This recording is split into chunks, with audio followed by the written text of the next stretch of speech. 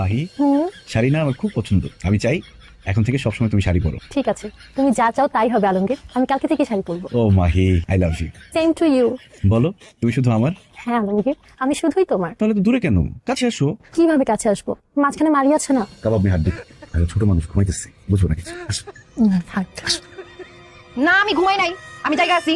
আপা দুলা ভাই, আমি সব শুনতেছি, সব দেখতেছি। দূরে দূরে থাকে।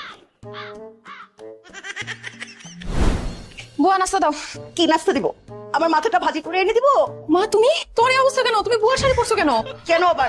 তোর স্বামী আলমগীরের জন্য সে তো এখন আমাকে বুয়া ভাবে, আর বুয়াকে তার শাশুড়ি ভাবে। এই জন্য আমাকে পরিয়েছে বুয়া শাড়ি, আর বুয়াকে পরিয়েছে আমার শাড়ি।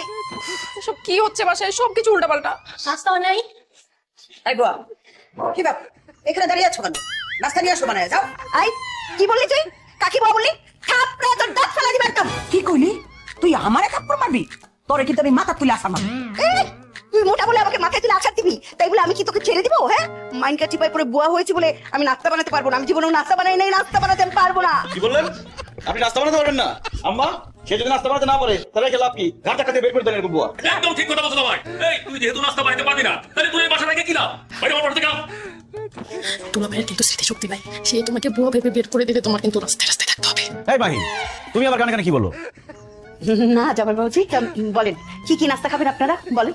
আমি পরোটা, সবজি, বিরিয়ানি, মাংস, ডিম, রুটি সব নিয়ে যা। আর আমার জন্য রুটি, গরু মাংস, ডিম, সবজি, তারপরে ওই যে মুরগির বিরিয়ানি, পোলাও, তেহারি, রসমালাই জানি।